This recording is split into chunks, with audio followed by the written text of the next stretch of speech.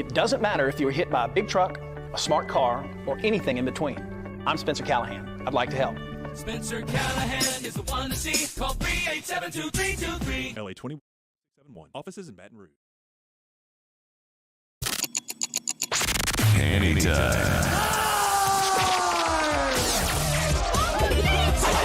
Hanny time. A daily look at sports from our resident historian. Your sports break during your lunch break. Now, here's Charles Sandegriff. And a pleasant good afternoon to you. Welcome to Hanny Time. Actually, good morning. I'm sorry. It's Monday. It's a little colder in here in the igloo today. Threw me off a little bit. Brian Kelly press conference coming your way at 11:40. And then, well, that's actually the pregame. And then the press conference at noon. And then we'll come back following that to expound on what Coach Kelly said today. Mario Jerez, Taylor Sharp, how you guys doing? A good weekend? Doing good, man. Had an awesome weekend despite a poor showing from the Saints.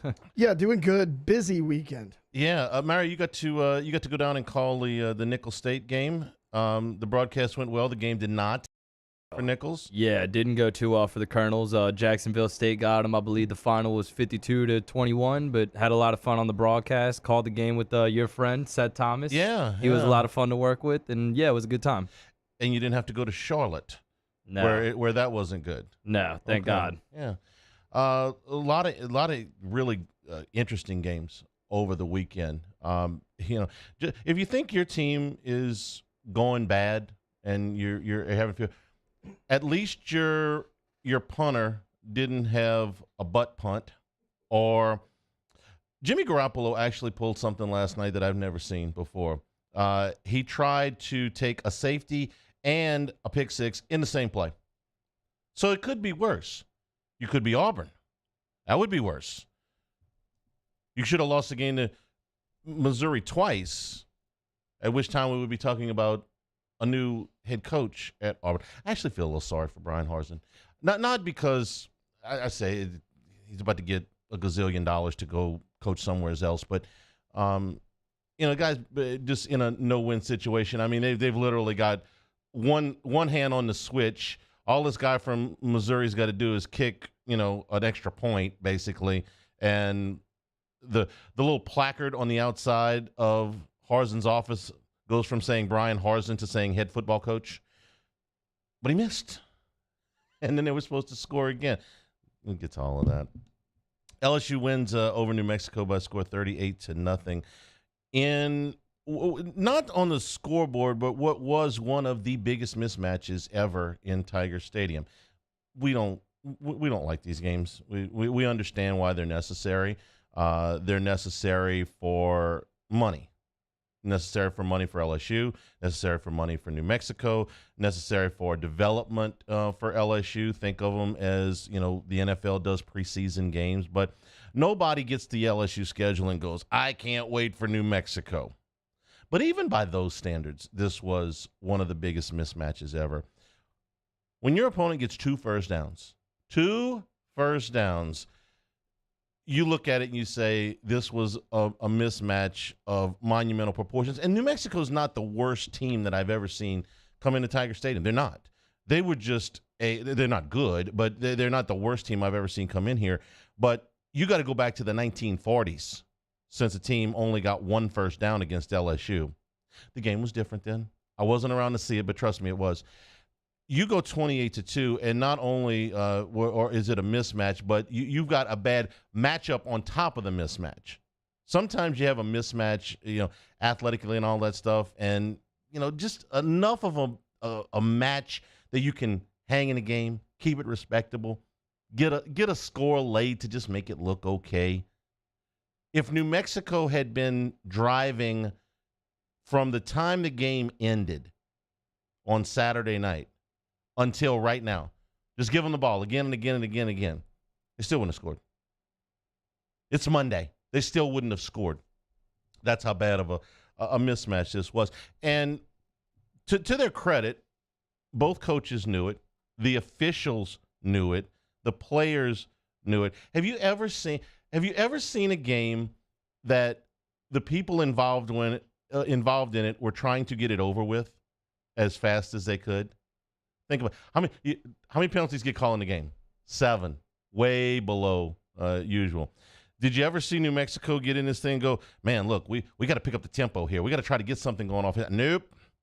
They threw the ball 7 times. It was like, keep the clock running. Keep the clock running. Did LSU want to, run this thing up? No. 38 points is actually kind of deceiving. The punt returns gets called back. The offensive pass interference, they called back the other score. LSU still got special teams issues. But it was just this. It was almost one of those deals where you go, hey, running clock? Yep. This happens a little bit in high school. You get a complete mismatch and somebody's got a long ride home. It's like, running clock in the second half? Yeah. It was almost like that. This game finished in less than 3 hours, which is unheard of.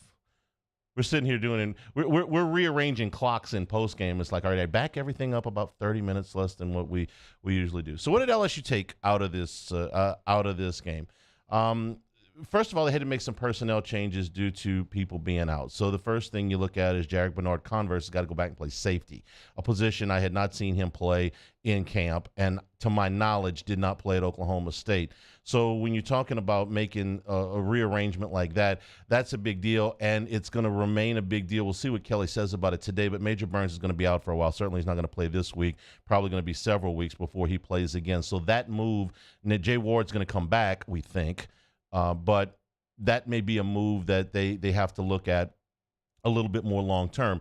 We'll see what Kelly says as to what Converse's position is going to be. They did get Seven Banks back for the first time, so that was a good deal. It was a timely addition, and I think Joe Fouché is supposed to be back this week. We'll find out a little bit about that during the press conference as well. So you had to shake things up in the secondary. Did it matter in this game? No, but there was a comfort level at least that they looked like it wasn't the first time that they had done it.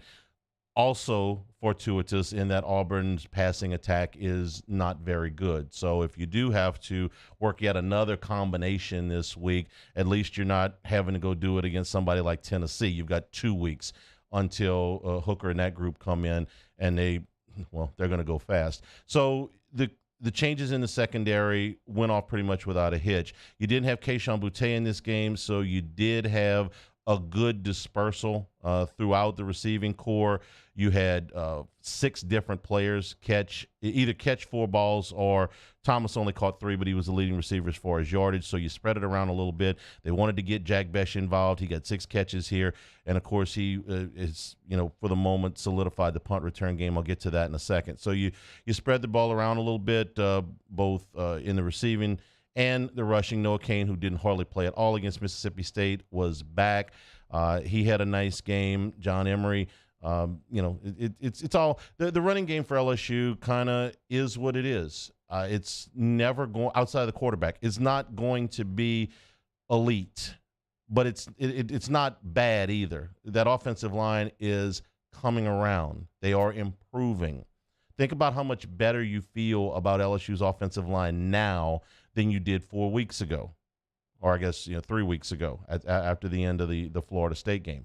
I feel a hell of a lot better about that group. So while there's not Hall of Fame running backs in that backfield, I get it. The offensive line improvement, more reps with this combination. They're finally able for the first time to keep the same combination. They had a rotation at right guard. Thought Frazier played a little bit better than Bradford did, but none of them played poorly in this game. So all that was good.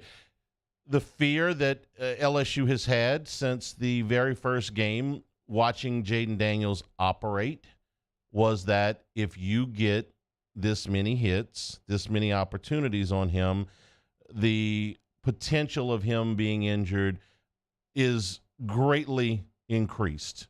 And you finally got that. It wasn't a serious injury. We'll get an update on that today also. He could have gone back in the game. It was a lower back. He kind of landed on his tailbone. And I'll be honest with you, watching it in real time, I was concerned that his head had hit the ground with such velocity that it might have been a concussion. Turned out that that wasn't the case, thankfully. But that's going to be a concern all the way through. The games only get tougher from here, which is why it was encouraging to see Garrett Nussmeier bounce back from what was a rough performance against Southern and have a very good performance here. 9 out of 10, 135 yards and a touchdown. Jaden Daniels is the unquestioned starter, and he's the best option for this offense. But my guess is that Garrett Nussmeier is going to have to play some significant snaps at some point in the SEC season. That Jaden Daniels is just his nature. That's what he is as a quarterback. He is going to run the football more than most. And if he gets hit, the possibility of what happened on Saturday night happening in a game in the SEC is greatly enhanced. They're going to need Garrett Nussmeier to play at some point. I don't know for how long, and I don't know when, but at some point. So it was encouraging to see him play better. The special teams are still a mess. You're still kicking balls out of bounds. You're still having penalties on multiple special teams plays. You got the touchdown by Besh called back. You still can't kick the ball out of the end zone, which drives some people nuts. So think of it like this. I described it on the Hannycast. We did film review this morning. That's posted right now. You can get it at 1045ESPN.com, Drop Biscuit Studios. I described it as a house that you were trying to sell that had a lot of things wrong with it. If you look at LSU special teams from the beginning of the season, think of it like a house that has a roof that needs to be replaced, a garage door that won't close, a broken window, bad landscaping, and the whole thing needs to be painted. So you come back and you put a whole day in of improvements on the house, and somebody comes by and says, man, it doesn't look like you've done anything at all. Wait a minute, we replaced the whole roof. It took us all day. The windows are still broken, the landscaping's still bad, and the whole thing still needs to be painted. If they didn't do anything else on Saturday night, they found a punt returner in Besh. He's gonna make the catch. The ball's not gonna roll on him, and he's got a little giddy up and go to him. You saw it on the return that got called back. So you still got a lot of work to do there. But if you only fixed one thing, you ever have a boss that made you do a checklist? I had a boss one time. He said, look, every week we're going to do a checklist, okay? And if we don't get anything else done, these things are going to be accomplished this week. We're going to move the company forward with these things. That's LSU special teams right now. They didn't get anything else. They still can't get the kickoff game right. They still have some problems in coverage, but doggone it, they found a punt returner the other night. That's progress. At least the roof doesn't leak anymore. Still got to paint. You want to talk about a house that needs fixing? We'll do the Saints when we come back, because there's a whole lot more wrong with the Saints than with LSU. We'll do that in a moment. Again, the Brian Kelly press conference coming your way here in about 30 minutes. So we'll do that when we return. This is Hanny Time, 104.5 ESPN Baton Rouge. This is Hanny Time. You know what? My last several car buying experiences have been with Acura and Infiniti of Baton Rouge. You go into the pre-owned lot, and a certified pre-owned vehicle from Infiniti of Baton Rouge, all of the perks are there with it. 6 years unlimited mileage warranty, complimentary first year basic maintenance, 167-point inspection means that this vehicle is going to be certified. You're not going to get something that has been driven through the water somewhere. A trial subscription to Sirius Satellite Radio for the first 3 months, emergency roadside assistance, and my absolute favorite is a complimentary service courtesy vehicle. You've been in a situation before. Your car needs to go in for service. You certainly don't have time to wait for it. It's a pain in the behind to have somebody come pick you up and bring you back. They're going to give you a vehicle so you can get around while your car is being serviced. Inventory is not a problem right now at Acura and Infiniti of Baton Rouge. So go on by and see them. Transparency in their pricing. The pricing that you see, it's going to be a hassle-free buying experience at Acura and Infiniti of Baton Rouge. Our listeners fire off their opinions on the jimsfirearms.net hotline at 499-1045. Keep listening for your next chance to shoot us your thoughts with the jimsfirearms.net hotline on 1045 ESPN Baton Rouge. Follow us on Twitter at 1045ESPN to cast your vote in the Citizens Bank and Trust poll of the day. Vote daily inside Off the Bench, Hanny Time, Hunt and Hill. And after further review, Citizens Bank and Trust brings you the poll of the day via Twitter at 1045ESPN. Service Master Elite create clean, disinfected work environments.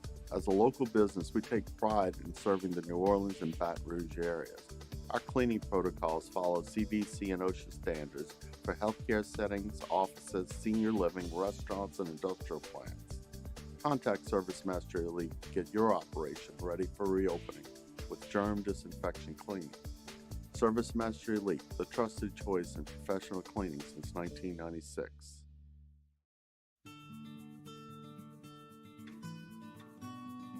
This is a house call. This is a follow-up appointment. This is a diabetes checkup. This isn't just more convenient care, it's more advanced care. This is innovating healthcare at Louisiana's #1 hospital, Ochsner. I've been doing business with Luba for 25 years.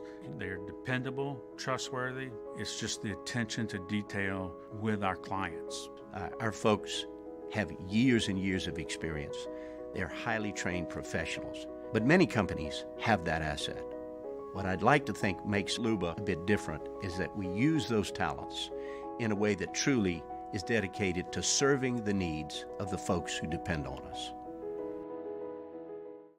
Bayou Chrysler Dodge Jeep Ram has $12,000 off MSRP on all new 2022 Ram Black Widow trucks in stock. All new Bayou vehicles come with a 1 million mile powertrain warranty and free delivery. If you need sales or service, the crew at Bayou is going to do right by you.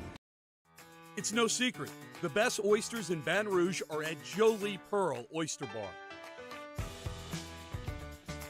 Enjoy mouth-watering South Louisiana flavor and oysters from all over the country. And don't forget our nightly drink specials.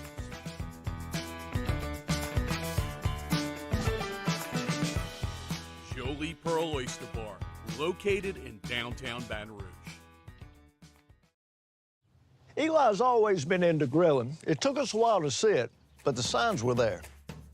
What are you doing, Eli? I knew grilling was my thing. I have been talking about it throughout my career. Happy with the results? I am. Got the new grill from barbecueguys.com. It performed great. My advice, as I always told my boys, do more of what you're born to do. Barbecue Guys. For those who for a Monday edition of Hunt and Hill, react to Brian Kelly's Monday press luncheon and talk about Saints Panthers. Hunt and Hill, 1 to 3 weekdays on 104.5 ESPN Baton Rouge.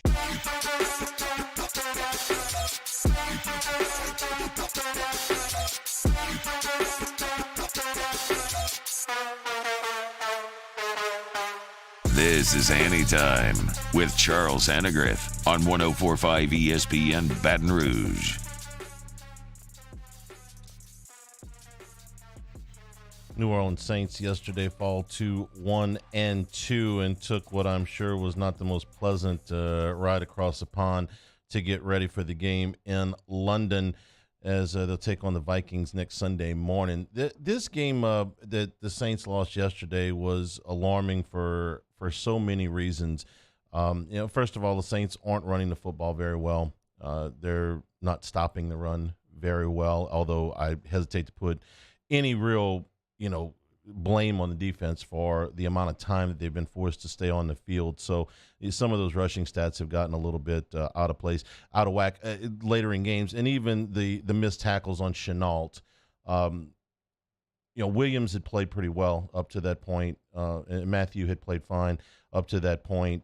They had put the Saints in position to win the game if the offense had bothered to get there at all, even though that particular play looked terrible with the missed tackles. So my biggest concern with the Saints is obviously the quarterback, but it's way past that. And I'm not here to dump all this on Jameis Winston. I think the guy's hurt. I'm watching. If you've ever had a back injury, I've got a little bit of experience with this. I have no experience playing quarterback, but I've got a little bit of experience with a back injury. There are times over the course of a day where your back feels better.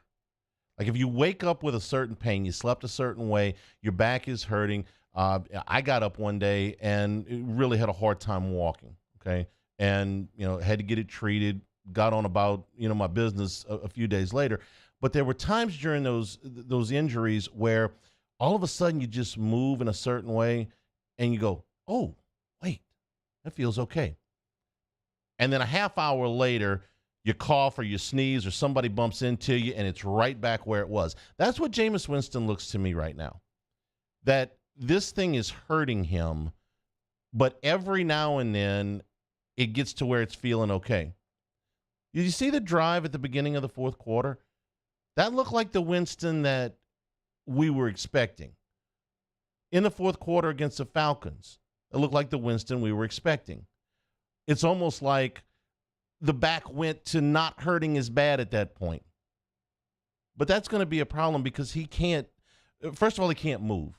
Carolina got off the bus blitzing yesterday because they know Winston can't move, which is fine if you can get the ball out of your hands in a hurry, but he hasn't been able to do that either, and there's throws that he normally makes. I'm not talking about the throws under duress. I'm talking about the throws where he's protected, where he just misses the throw. So that's a problem. But I can justify that easy enough by saying the guy's got 4 broken bones in his back. I don't know if they're using that as the reason or whatever. I certainly think that that's a big cause for it. What's bothering me is that the Saints offensive line has been a mess. This is where you have a lot of your resources. Why have the Saints been a consistent franchise for a long time? They had a great coach. They had a great quarterback. But they also invested heavily on their offensive and defensive lines. This is where their free agent dollars have gone. This is where their high draft picks have gone. When I say free agent dollars, I should say really contract extensions. They've always paid Cam Jordan. They always paid the offense. They always paid Terron Armstead. They paid Andrus Peat. They paid Eric McCoy 3 weeks ago. They gave him a contract extension. I think it was the day before the first game, and he deserved it. He was one of the best centers in the league. Yesterday, he looked awful. Multiple penalties. Ryan Ramczyk, first-round pick, been an all-pro, gave him his contract, looks very ordinary.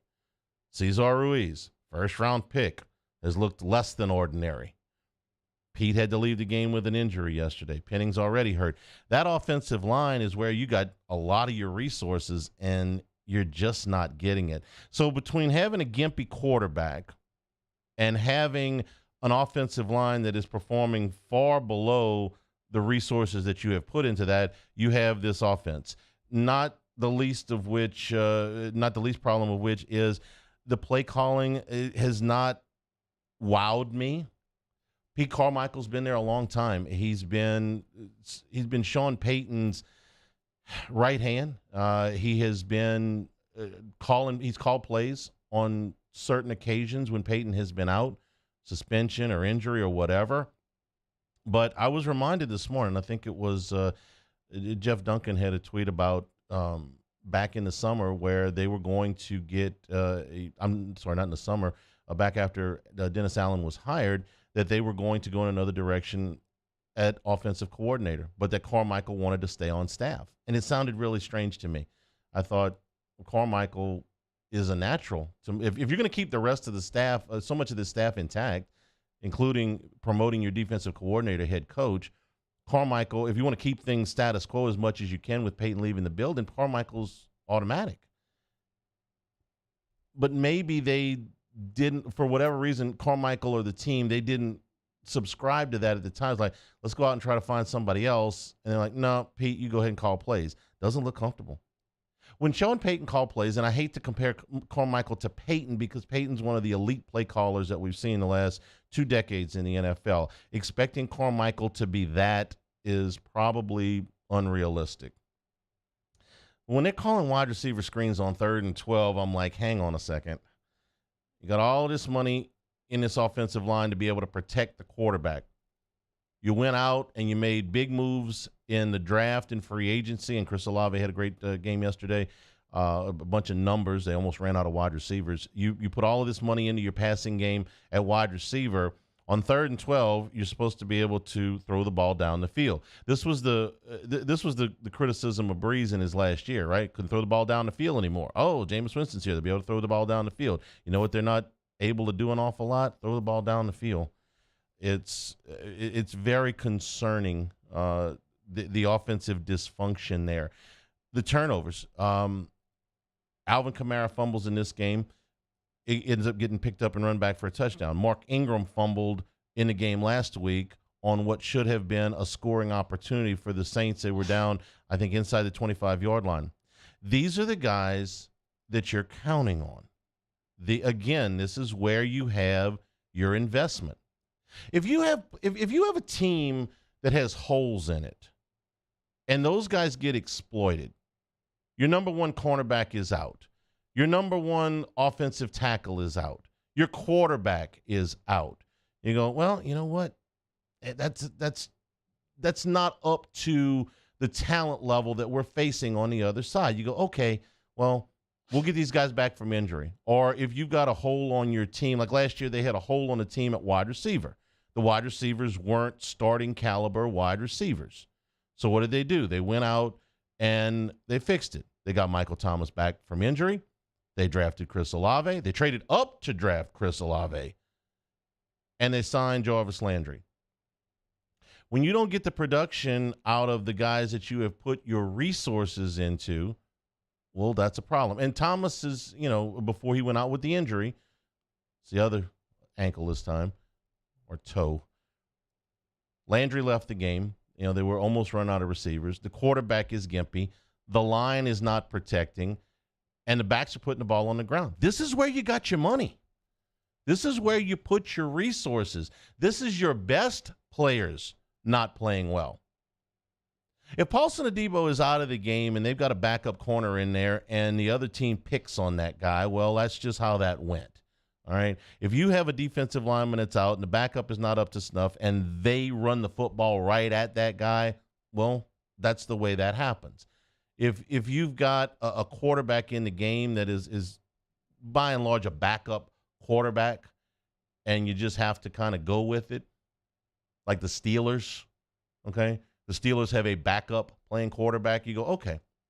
But if you put all of this money into it, and these are your best players, and I've seen Eric McCoy play way better than he played yesterday. I've seen Alvin Kamara play way better than he played yesterday. I've seen, I don't want to just lean on McCoy. The whole offensive line, all of them. I've seen, and they had to get Throckmorton in there when Pete went out, but I've seen every one of those guys play better. Certainly seen Alvin Kamara play better. Certainly seen Jameis Winston play better. These are not unproven guys. These are not guys that are looked at as weaknesses on your roster. When you're a fastball pitcher and you got to throw a strike, and you throw a strike and you throw your best pitch and the guy hits it 400 feet, that's confidence rattling. This is where they put their money, and it ain't working. Why? I just gave you 6 different things that aren't going well. If I knew how to fix it, I'd apply for a job on the staff. I don't know exactly how they plan to fix it other than these are the guys. You can't go out and say, well, if they made a trade for, just one more cover guy or one more running back. Like Buffalo. All right, Buffalo loses yesterday. I said last week, and I'll say it again, if I'm Buffalo, I get on the phone with Cleveland and I overpay for Kareem Hunt because they're one back short of maybe, they're already the Super Bowl favorite, but they're one back short, one really elite back short of being at an even bigger favorite than they are right now. And if they get into the playoffs and they can't run the football in a game and it's all on Allen and they end up losing by a field goal, they're going to say, you know what, we should have addressed it and Cook is not the guy. That's not the case here. The Saints are losing with their guys. Yeah, they had some receivers out in the second half of yesterday's game, but make no mistake, they weren't moving the ball when they were in. This is where you got all your money and it ain't working. It's a very, very scary thing for New Orleans right now. Maybe sometime, this is the Pollyanna, right? Okay. Maybe they just need to get out of town for a couple of weeks. been out of town for 3 or 4 days, and they'll be out of town for another week. Maybe they just need to get out of town. Maybe just a little European cuisine is what they need. That's optimistic. That's Pollyanna. Thought I'd throw it out there. Hate to end the segment on a bad note. Yesterday was nothing but bad note. Carolina, by the way, Carolina hasn't won a game since last November and lost 9 in a row. Matt Rule looked like he'd won the Super Bowl yesterday. They hadn't won a home game since last September. Against Saints also. Yeah, you know what I'm doing there is I'm ending the segment on a bad note. So let me just try to move on here. See you to the Brian Kelly press conference here in about 10 minutes. This is Hanny Time, 104.5 ESPN Baton Rouge. This is Hanny Time. Now listen, they're going over across the pond. We're going to watch because if you get a 8 o'clock in the morning game, an 8:30 in the morning game, well, this is an excuse to have a really good party. For the Saints and the Vikings this weekend, the 8:30 start. Big Mike's in Denham Springs going to open up at 8 o'clock. Come watch the Saints bright and early. Bottomless mimosas. They'll have champagne there. Happy hour drink prices all day. They're going to be doing breakfast burgers and I believe some breakfast waffles as well. And here's the thing. If you come in your pajamas, they're having a pajama party. All right. I'm going to this. I'm not going to wear my pajamas because I don't want to scare anybody.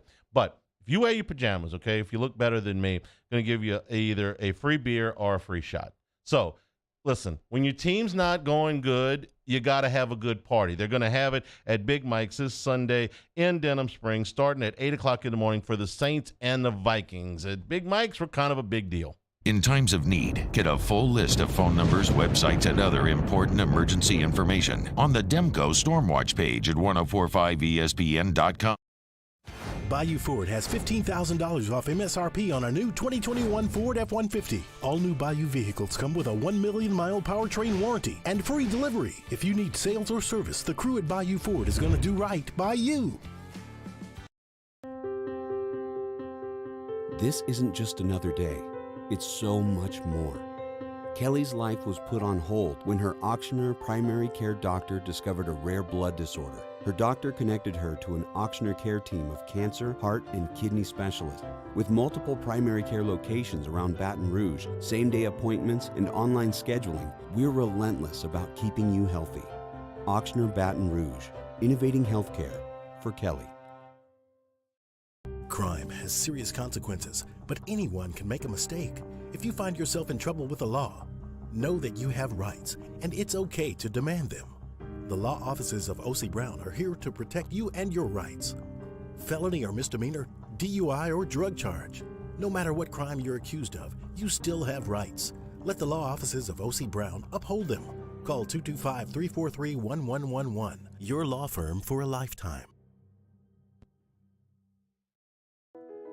I've been doing business with Luba for 25 years. They're dependable, trustworthy. It's just the attention to detail with our clients. Our folks have years and years of experience. They're highly trained professionals, but many companies have that asset. What I'd like to think makes Luba a bit different is that we use those talents in a way that truly is dedicated to serving the needs of the folks who depend on us.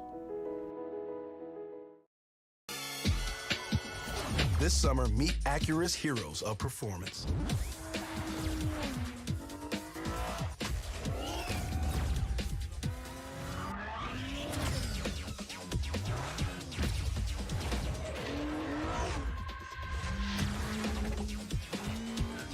Only available at the Acura Summer of Performance. This summer, visit your local Acura dealer for attractive offers on the MDX.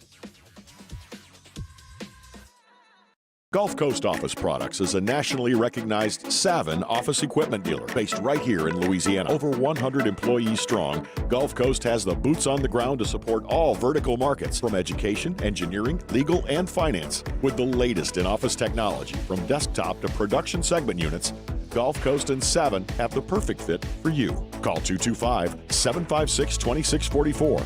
That's 756-2644 for Gulf Coast Office Products. There's nothing better than tailgating, but it can be a lot of work. So why do it yourself when you don't have to? Let Revelry Sports and Entertainment set up your luxury tailgate on campus. Order what you want and just show up to party. Book your tailgate today at Revelry. Matt Moscona inviting you to join us for Monday's AFR, presented by Relief Windows. We'll recap LSU, New Mexico, Saints, Panthers. Cole Kubelik will join us. We'll hear from Brian Kelly. It's all on Monday's AFR, 3 to 6. 104.5 ESPN Baton Rouge.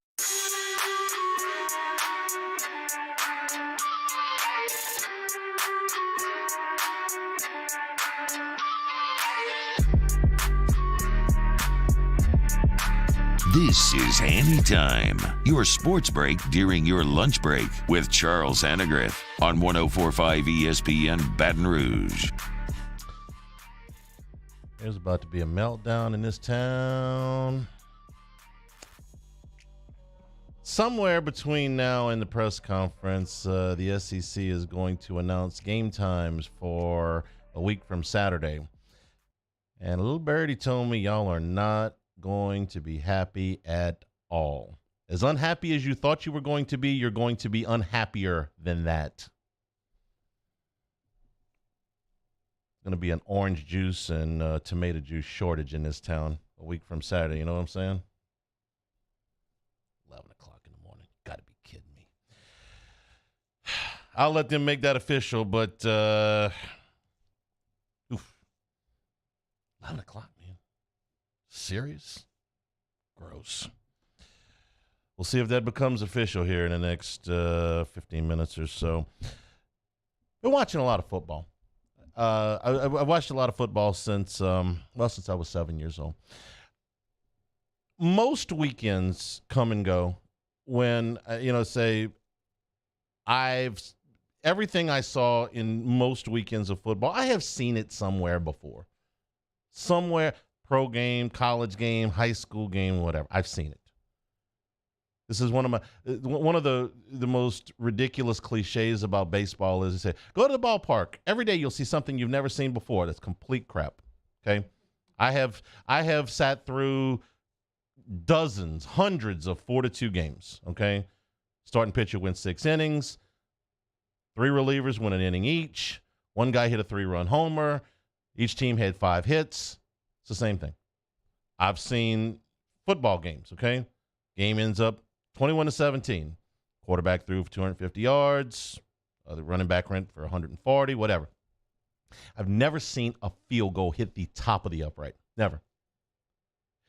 They send all 32 NFL kickers out there with no rush and nobody in the stands and say, take this ball from 42 yards out and put it on top of the upright. How long would it take them? All day. All day. Professional kickers with no rush. But that's what happened to Arkansas against Texas A&M. Of all the plays this weekend, and we had a lot of interesting games. Tennessee, Florida was interesting. Oklahoma got beat. Michigan was in a tussle. There were a ton of really good games this past weekend. But the biggest play, the biggest turning point play of any game the whole weekend was KJ Jefferson trying to extend the ball over the goal line from the play starts at about the 3. And instead of going in and going up 21-7, if you're Arkansas, the ball gets picked up and runs out to about the 30-yard line where you get a lateral, kind of a handoff lateral, and the ball goes back the other way for the touchdown, and instead they miss the extra point. So instead of 21-7 Arkansas, it is 14-13 Arkansas. And from there, A&M, now you got a ball game. Arkansas punches it in there. I'm not telling you that A&M's going to quit playing hard. I'm not telling you they're going to go away. But the chances of A&M winning that game at 21-7 with 3 minutes to go in the first half are extremely low, given the offensive output that A&M has had. But you gave them that jolt, and all of a sudden it's like, all right, game on. And even with that, even with this bizarre play, and as bizarre, it's the biggest turning point play. It's not maybe the most bizarre play. That might have happened at Auburn. But you had an opportunity to put that team away. And it was just such a game-changing moment. And this one's going to reverberate for a little while now, because when you get to the end of the season and these two teams are right next to each other, you're going to be looking back at that play. When they close the book on the 2022 season and they put the highlight film together and they're like, what were the biggest game-changing plays of 2022? That one will be very, very high up the list. And even at that, they had a 42-yard field goal to win it. But you know what? The bad snap, they were on the wrong hash. They got behind the sticks. Why they were doing anything on that last drive except running KJ Jefferson up the middle, I don't know. So you see, it could be worse. Wait until they announce that game time here in a minute. It's about to get worse. Press conference coming up. We'll be back on the other side. This is Hanny Time, 104.5 ESPN Baton Rouge.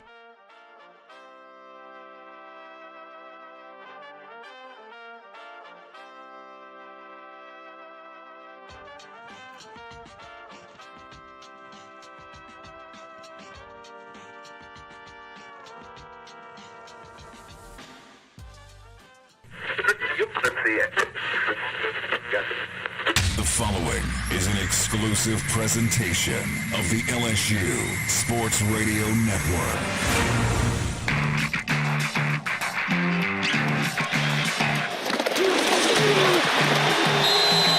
Welcome in to the Brian Kelly Press Conference, delivered by ASAP, the official mobile ordering partner of LSU Athletics. Download the ASAP app today. Coming up, head coach Brian Kelly discusses the week ahead for LSU Fighting Tiger football. But first, from inside the Capital One LSU Sports Radio Network studios, here are former Tiger Gordy Rush and the voice of your Fighting Tigers, Chris Blair.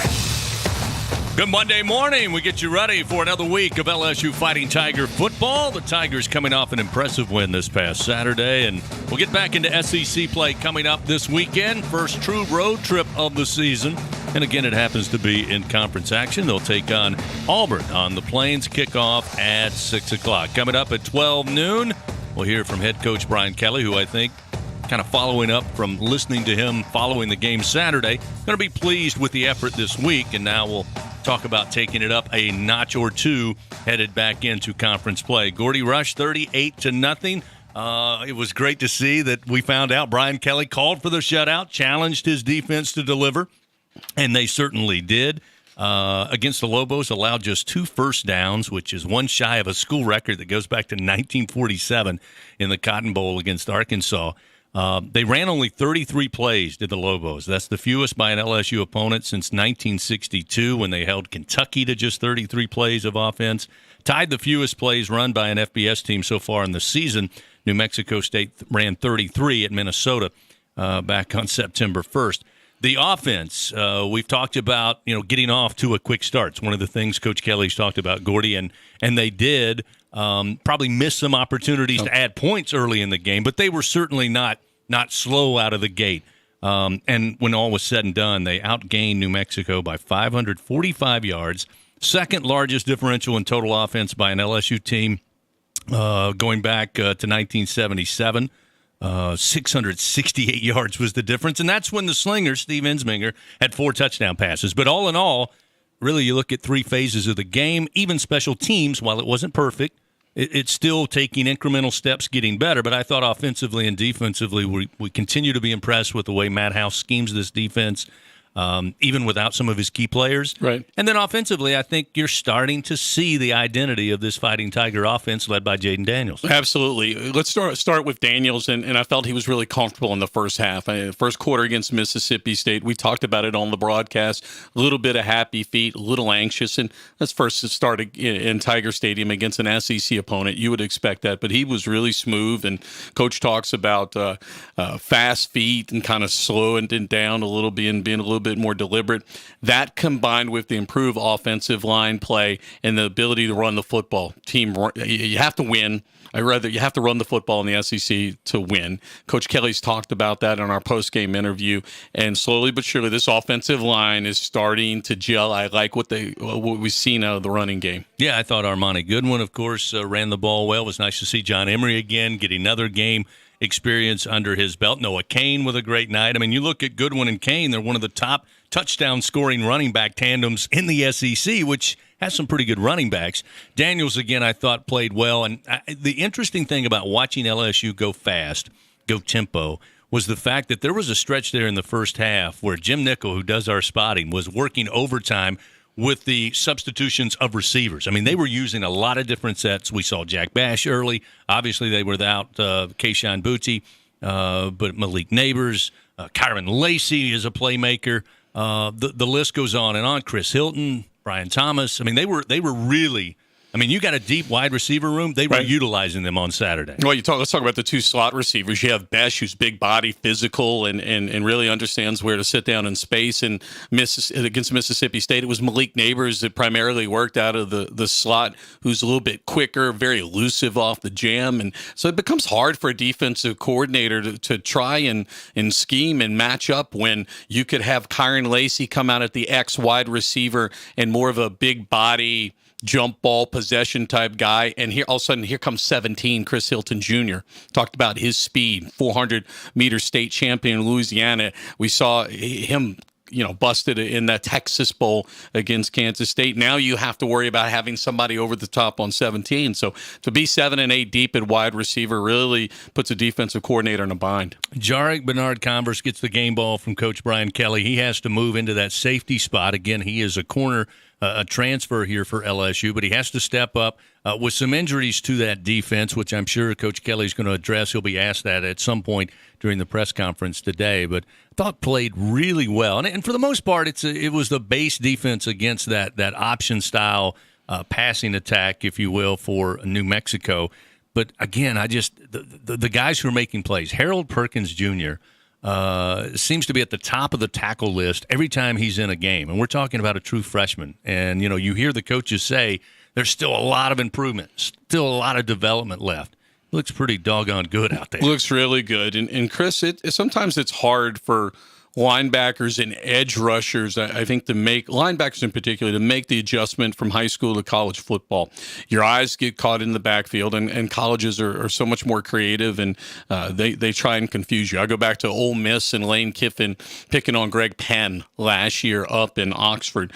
What's impressed me about Perkins is it's easy for guys to come in and just rush off the edge. Ojulari did that as a true freshman. We saw Perkins against Southern, how quick he was. But for him to come inside at times and be able to diagnose run plays, that's higher level stuff. So yeah, he has a huge upside, and it's really been a pleasure to watch him grow. There were a couple of Tigers who had to come out of the game for what appear to be slight injuries. Again, we'll learn more. I'm sure Coach Kelly's going to talk about it as you try to get as close to 100%. Everybody suited up when you begin this long stretch of SEC play, beginning this Saturday on the road against an Auburn team that may be deceiving. They are 3-1 on the season. They dropped their conference opener in got the conference win in the overtime game over Missouri, so 1-0 in SEC play.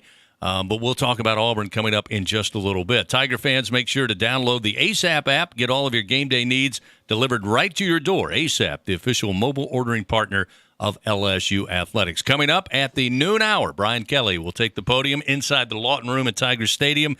He'll set the tone for the week, take questions from the assembled media, and we'll learn more about what he expects in the matchup between Auburn and LSU. Kickoff 6 o'clock at Jordan-Hare Stadium. We'll be back right after this. Albertsons is making shopping and saving easier than ever. Check out Albertsons For You in our mobile app, where you can shop for groceries and save weekly with digital coupons all in one place. With Albertsons For You, you can earn rewards points every time you shop and redeem them for free groceries. Brand new Albertsons For You members receive $5 off their next $25 purchase just for signing up. Download the Albertsons app or go to albertsons.com to sign up. Albertsons, fresh food, local flavors. Support your LSU Tigers with Hancock Whitney, the official bank of LSU Athletics. From game day to the offseason, Hancock Whitney LSU credit and debit cards are a big win for any Tiger fan. Want to get your paws on these cards? Well, apply online or visit HancockWhitney.com/LSU. Hancock Whitney Bank, member FDIC. All accounts subject to credit approval. Terms and conditions may apply. Yo, Jacob and T-Bob here. And look, we've been talking about the All-Star Toyota rentals for a while. We wanted to remind you about them. First, if your car is in service with them, they have daily rental rates starting at $5 per hour for a minimum of 2 hours. Second, you can try before you buy with an extended test drive. Third, they have daily, weekly, and monthly rentals with flexible plans and competitive rates. You can rent a new Toyota for as little as $60 per day. Check out their website at allstartoyotaofbatonrouge.com/rental. People you know, cars you trust, All-Star Toyota. Trash and construction debris suck. Call Morales Roll-Offs at 427-0000. Go to moralesrolloffs.com. With their transparent pricing packages, quick dumpster delivery, and pickup, they make your trash and debris cleanup not so messy. Morales Roll-Offs, 427-0000. GatorWorks believes that your website should be the perfect full-time salesperson, one that always looks sharp, never says the wrong thing, and is always available. If your website isn't creating more leads for your business, what is it doing? Visit our salesperson at GatorWorks.net. Coach Kelly is just moments away from previewing the week for the Fighting Tigers. This is the Brian Kelly Press Conference, delivered by ASAP, the official mobile ordering partner of LSU Athletics. Once again, here are Gordy and Chris.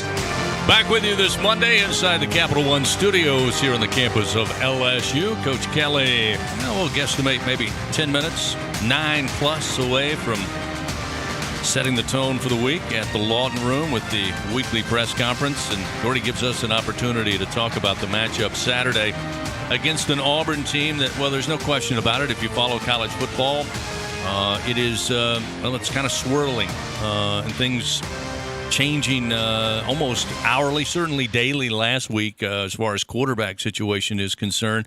They pull out the win on Saturday over another struggling team in Missouri, has problems of their own. You kind of know Tank Bigsby. You kind of know the running game. They're down to their third quarterback. We're not quite sure, again, just trying to read between the lines, whether or not they'll have either T.J. Finley back or stick with the third-string quarterback. I guess we'll find out later in the week.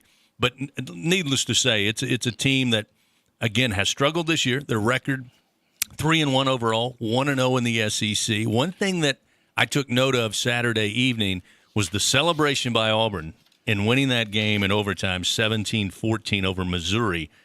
Is you typically see a team that's got all this swirling around them. They usually bond together. They're going to play for their coach, Brian Harsin, and when you go take them on at Jordan-Hare, I don't care what's happened previously, you got to be ready to play on Saturday.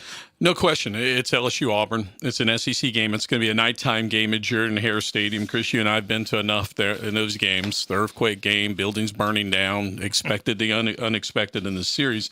Look, the reality is that this there's been a lot of turmoil in this Auburn program. A lot of people left this program. A lot of people have come in to the program. And I think it starts on the offensive side, the football. You mentioned they're down to their third-string quarterback. I think the questions this week, T.J. Finley, who injured his shoulder against Penn State. He was held out against Missouri. Will he be able to come back?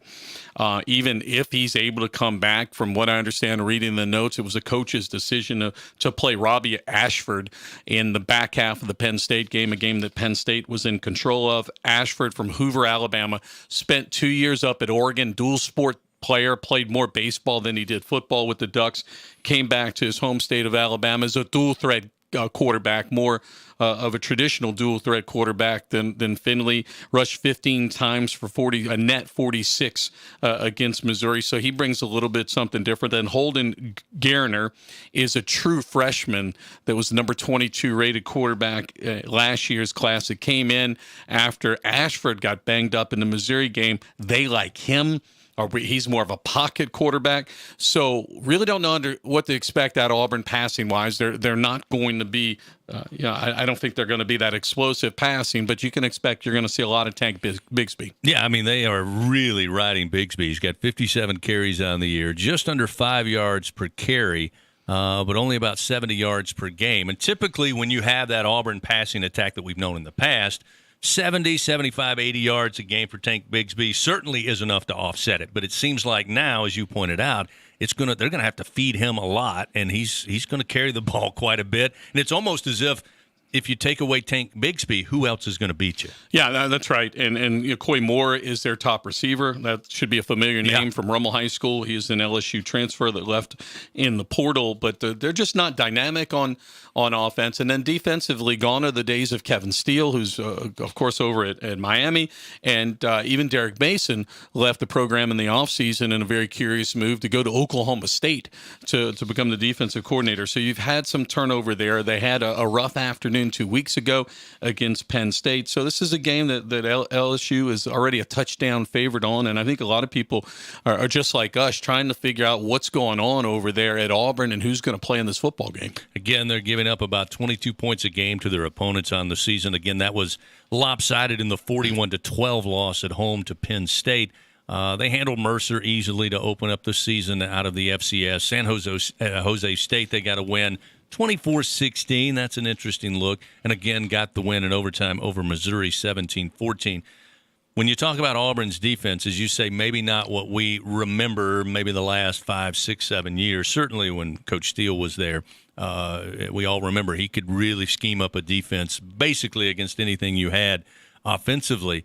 You go into this week's game, and I'm sure, again, one of the big topics for Coach Kelly coming up will be the status of Jaden Daniels. You and I talked about it Saturday night during the radio broadcast that it was great to see. Again, the indication was he could have gone back in if need be against New Mexico. But Garrett Nussmeier, I thought, really quieted whatever critics were out there based on what happened in his first appearance in the Southern game. He came in and really managed the offense well, showed his talent, showed his skill set, and produced 3 scoring drives for LSU. Again, I think the big important thing is Jaden Daniels 100%. We certainly hope he is. Yeah, I think he'll be 100%, and it'll be interesting to see what Coach does here. And I'm sure they'll take their time getting him back. Usually Monday's more of a walkthrough. Today is, and then Tuesday and Wednesday is mostly when your heavy lifting is getting done there. Coach Kelly does a great job, and this staff, I think, of taking care of players. They're very efficient with their time and making sure they get the medical attention, the recovery that they need. So I do believe Daniels is going to be fine for this football game. Chris, I think the big question for me is you're about to go through a 4-game SEC stretch, right? 2 of the tougher places to play, at Auburn, at Florida. How many hits can he take? And it reminds me a little bit of Matt Corral at Ole Miss last year, that was a dynamic dual-threat guy. And if you recall, the week before we played him up in Oxford, he played up at Tennessee and had a monumental game and like 20 carries.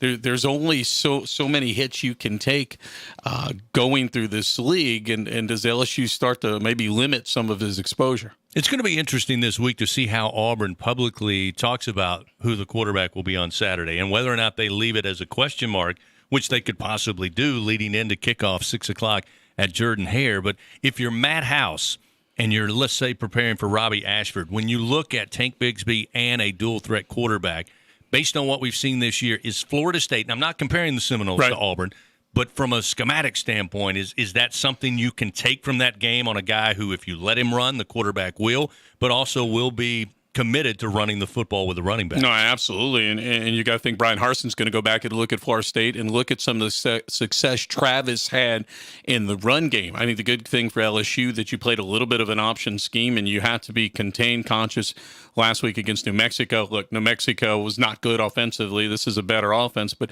absolutely you've got to prepare for Finley, and I'm going to ask Coach about that in pregame. You're going to have to prepare for Finley, who's more of a guy you want in the pocket, and you need to get after him. And then you've got Ashford, a dual-threat guy, excellent athlete that played a little bit of baseball for the Oregon Ducks as well. One of the things we have noticed the last 3 weeks for LSU is certainly it's great to watch the in-game adjustments. And that comes from not only schematically and what they're trying to do, but it also comes with personnel. I want to talk about special teams before we headed off to the Lawton Room and Coach Brian Kelly, who should be arriving any moment now. Special teams, I said in the outset, incrementally better. Is it perfect? No. Do they want to try to attain perfection? Absolutely. But you're down there on the field. What does it look like to you, say, from week 1 to now headed into week 5 of the season in just the improvement, whether it be personnel or just executing better. Love the improvement in personnel. We look at the field goal PAT team. They put 2 veterans in the game, and Mashburn at that left wing back and Ali Gay at the right wing back. And you remember against Florida State, of course, we all can't forget those blocked field goals that came off the edge. Jack Besh goes back at returner. They put someone else new in kickoff, and Chris Hilton Jr. Personnel, they're getting it done. They need to execute better. Chris? All right, we'll see you on the plains, Gordy. Let's go to Coach Brian Kelly. Weekend, I think what I'd like to just point out is, consistency, takes its, shape in many ways. For us, it's been, a football team that has had to do a lot of things differently. And with that comes blind faith. And I told our team I was really proud of the way they have just embraced change. It's hard. It's hard for everybody to change. And so I've been really proud of the way they have embraced change and done the things that we've asked them to do to become more consistent on a day-to-day basis and within our process and their preparation and their mindset, their habits, the way they think, and we've been able to make the progress necessary to have a modest winning streak, and this is modest. We've got a lot of work ahead of us. This month will tell us a lot, right? We've got an SEC slate in front of us over the next 4 weeks, which will challenge us to a new level, and we'll certainly find out even more about our grit and what kind of football team this will continue to grow to be. We know where our issues are. It's a team that will fight, but we're thin in some areas, and so we've got to make sure we keep our team rested. We've got to stay away from injuries, things of that nature. But there's no doubt about the fight. These guys will fight for the right reasons, and I just wanted to make sure that, from my perspective, that this win this past weekend against the New Mexico team was significant in that we built some consistency with a group that has been willing to follow a whole new pattern, and it's been enjoyable. Now we get into, obviously the SEC over the next month. 2 games on the road, 2 at home, and we begin with Auburn. I think the first thing is that, routines will stay the same other than we're going to get on a plane. But, we'll be in a stadium that will not be pro LSU. The first month of the season it was pro LSU for the most part. So now the enemy is distractions. And so we'll have to do a great job of not being distracted, to be focused on making sure that our guys are locked in on what's important. And we'll work on that skill this week. As well as the preparation that we've had all year. Auburn has some talented football players offensively. Both backs are outstanding. Bigsby obviously is a 3-year starter, over 2,000 career rushing yards, 19 touchdowns. I think that's kind of for us. When we're watching film, the running backs are outstanding players. Ashford at quarterback started last week against Missouri. He too is a great runner. That's going to be our biggest concern is to keep him in wraps in terms of running the football. He's very capable. He's a transfer from Oregon, extremely gifted athlete, and again I think. From our perspective, a guy that can throw it, but more importantly, a dual threat quarterback that is dangerous running the football. Outstanding receiving core, and a defense that has a guy that's a game wrecker in Derek Hill. He's a guy that you're going to have to find. We'll have to game plan and make sure we know where he is. Riley, outstanding linebacker. And again, a football team that's playing at home, coming off its SEC win against Missouri in overtime. It'll be a great challenge for a football team. So with that, we'll open it up to questions. Right in the middle. Yes. You mentioned Ashford at quarterback. Do you expect Ashford to start, or are you going to prepare for multiple quarterbacks this week? I think you always have to keep an eye on, whether Finley plays as well. Certainly, he gives you, the throwing end of things. So we'll have to prepare for both. We don't have any firsthand information that one's playing over the other, but we'll be prepared for either one. Brian, down here at the bottom, just any injury updates? I mean, Jaden, is he still feeling okay? And then Armani and Jay Ward as well. Yeah, Jaden, no residual effect from Saturday. He'll be able to practice. Let's see, Jay Ward feeling really good. I think he's a go for Tuesday. We'll probably limit his workload on Tuesday, but he should be able to go. Amani, it'll be a day-to-day situation with him.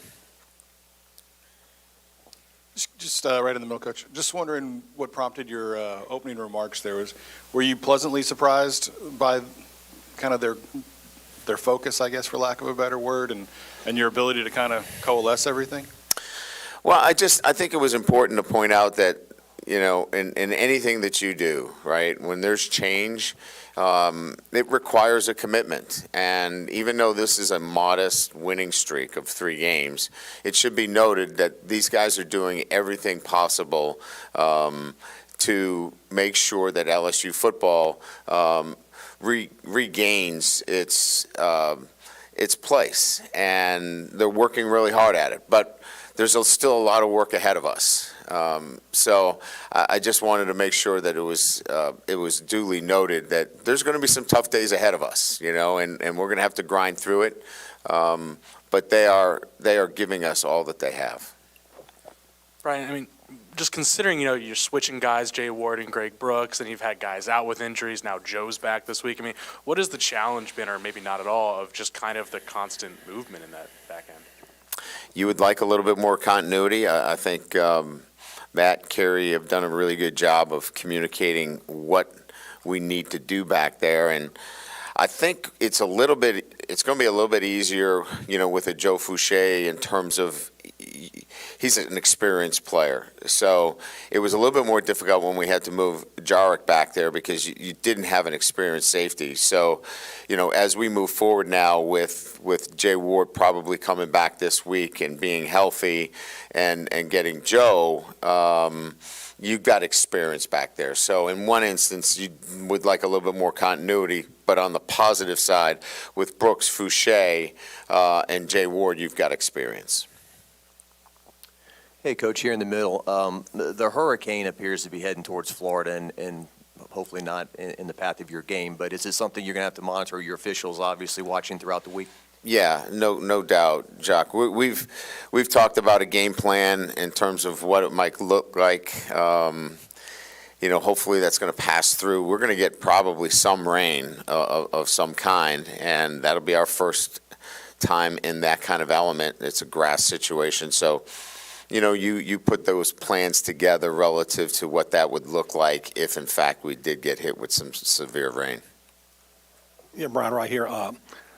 How big was the New Mexico game for Jaden Daniels and his growth? I mean, what did you go back on the film and see that and the game was obvious. He was determined to stay in the pocket, but what did you go back and look at film? What did you see? There are a couple things. Decisiveness is starting to be part of the vocabulary instead of being hesitant, and that comes with knowledge of the offense. I think the other thing is that he has become a lot quicker in his setup.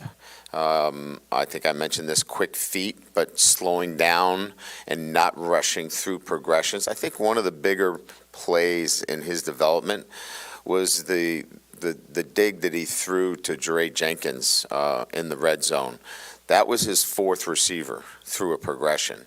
Those are the kind of things you're looking for in terms of development of a quarterback, and we're starting to see that, as well as the screen to Malik Neighbors, how quickly that ball comes out. So I think a little bit of everything was coming together, and the word I would use is just he's becoming more comfortable and more decisive. Brian in the middle. not to harp on the Open again, but you seem pleased. Is this team better through 4 games than you thought they'd be, or are you pleased with the progress over a month? I guess the setup was we're going to find out now. This first month was kind of like let's put this together, and the preface was these guys have worked really hard to do exactly what we've asked them to do. They've put themselves in a position. They have followed a process, and they've been consistent with it. Now we're going to have to apply it to the SEC, and that is a step up. So the next month, there's going to be some good days and there's going to be some bad days, and they cannot, try to do things differently. When it's like anything else, the old, Mike Tyson line, everybody's got a plan until they get hit in the mouth, right? I mean, we're going to have to stick with our plan and stick with our process every single day, and because we're going to get hit in the mouth, and we're going to have to trust it and keep going. And I guess that was the preface that I was trying to make. Coach, going back to what you were saying about weather, just how do you manage a game where the playing conditions can be affected by something like that? And especially, with a team where you do like to pass the ball up. I've been in 2 remnants of hurricanes, one at North Carolina State, which was abysmal, and I think the other one was at Clemson, and they affect the game conditions, and so you have to plan accordingly in terms of your passing game, running game. Kicking game is affected dramatically, field position, tactically, how you call a game. You just have to wrap your head around it, prior to and prepare for it. And then, quite frankly, you have to react accordingly during the game. I'm not making too much of it. I'm not going to put it too much on our players. Our players just need to play, and as coaches, we'll adapt accordingly during the game. All right, Coach. How would you grade Jack Besh's performance as a punt returner on Saturday? Fearless. We'll work on a couple of things where fearless shouldn't be always the number one criteria of returning punts. We want some decision making in that as well. But that's how Jack plays, right? I mean, he's at his best when he's not worried about any factors other than competing and getting the ball in his hands, and it's fun to watch, right? I mean, that's just the kind of player he is. But you can see what kind of impact he can have in our punt return game. And look, and the trickle down is the other 10 guys, they want to block for him. And that is an added incentive when you have a punt returner that can break it. It adds a great energy to the entire group. Coach, here on the right. You mentioned Joe Fuchsia's experience. Is the reality that he wasn't hurt and that he only missed a few games, does that lend to, you being able to lean on him for starters reps right away? And kind of how's he looked in practice? That's kind of one thing Greg Brooks talked about, is that he's gotten a lot of time in practice to get ready. Yes, he's been actively involved. I think the plan has been excellent. He's been involved in any articulation between our offense and defense that hasn't involved game plan, which is quite a bit. Every day we'll have some 11-on-11 work where there is no, hey, we're getting ready for New Mexico or getting ready for Mississippi State. He's involved in that.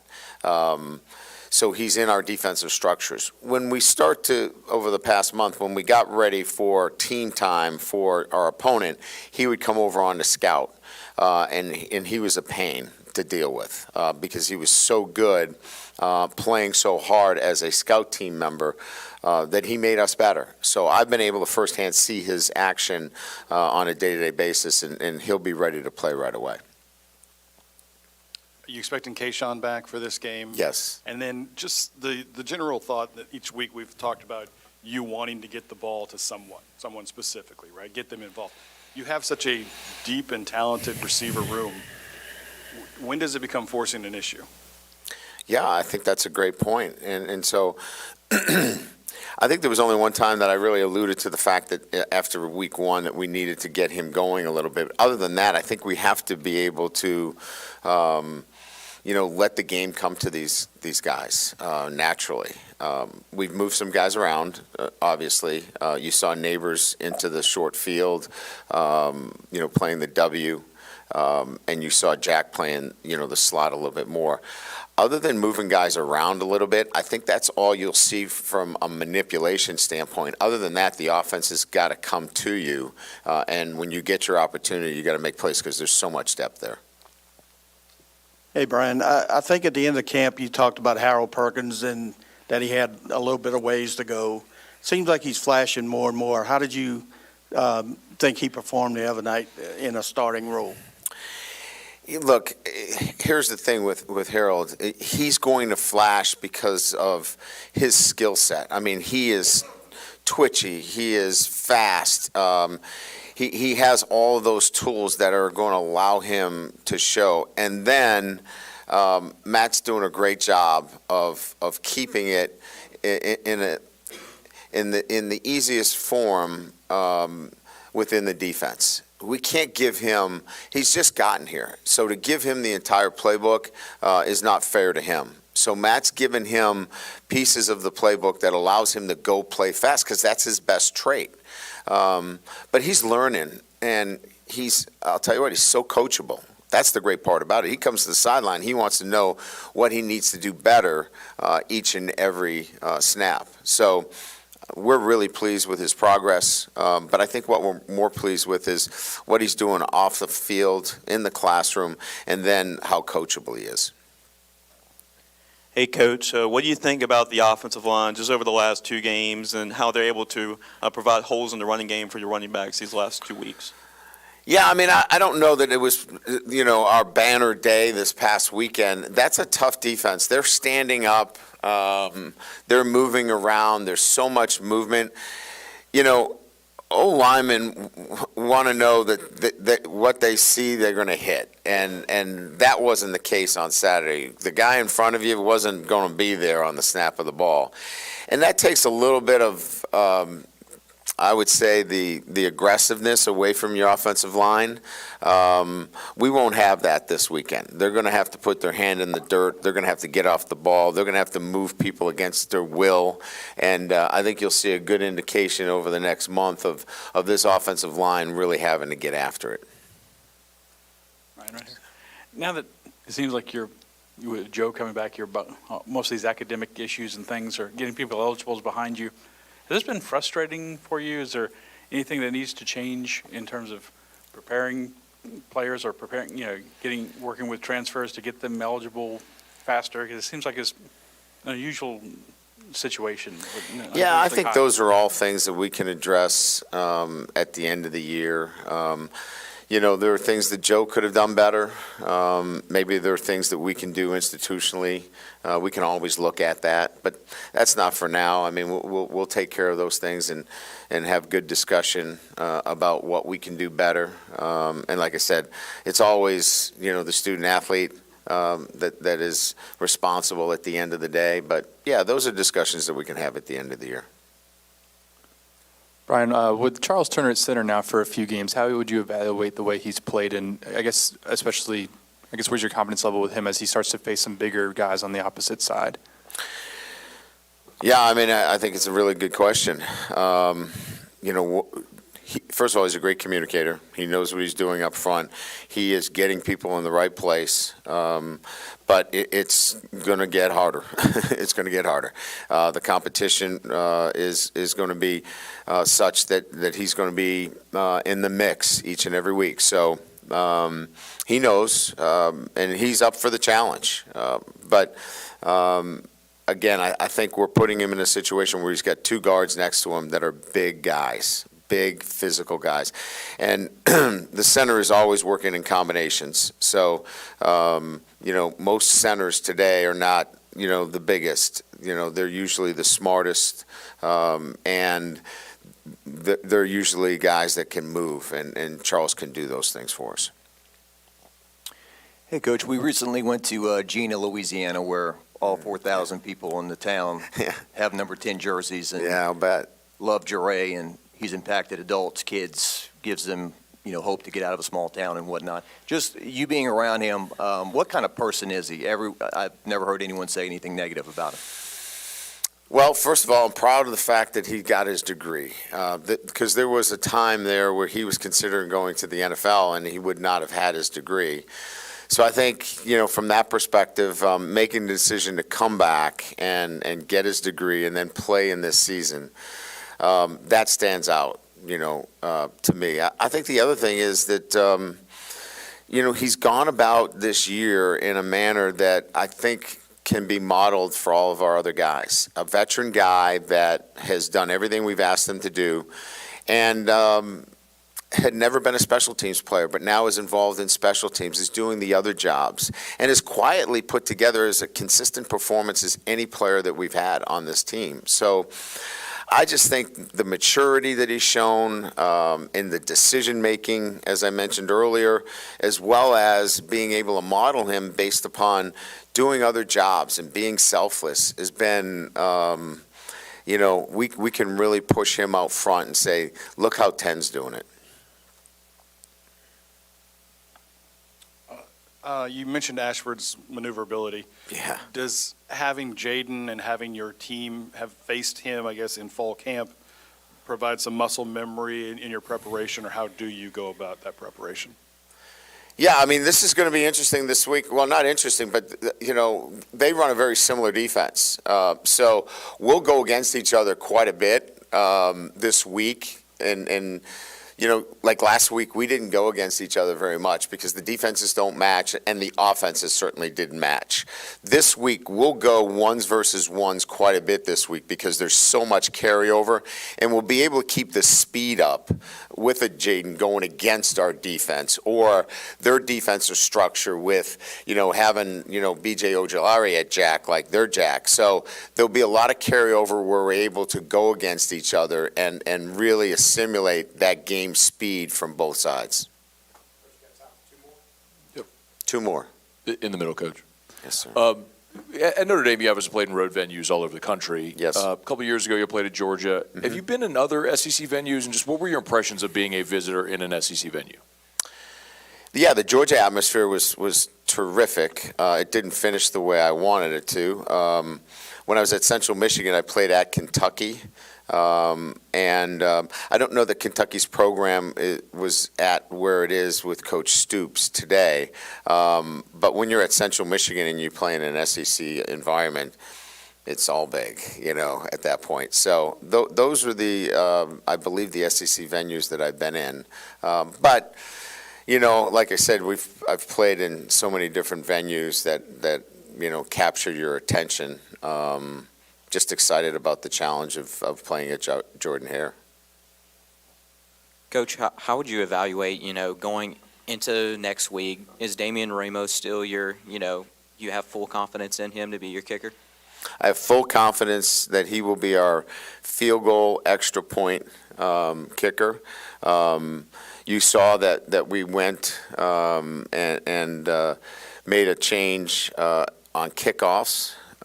And that might be the case. I haven't made that decision yet. I'll talk to Brian as the week goes on, because that obviously impacts a red shirt situation. So we'll see how that plays out during the week. But I have the utmost confidence in his ability. There's some technical things that he has to clean up. He gets a little bit too fast to the ball on his kickoffs, gets his shoulders over himself, and those are technical things that we can clean up. But he's got a great mindset for his PATs and field goals, so I have 100% confidence in him. All right? Thank you. Appreciate it. Head coach Brian Kelly, this week's Brian Kelly press conference delivered by ASAP. Good news there. Said Jaden Daniels, QB1, should be ready to go 100% when the Tigers take on Auburn this coming weekend on the road in SEC play. We'll have some news and notes, wrap things up after this.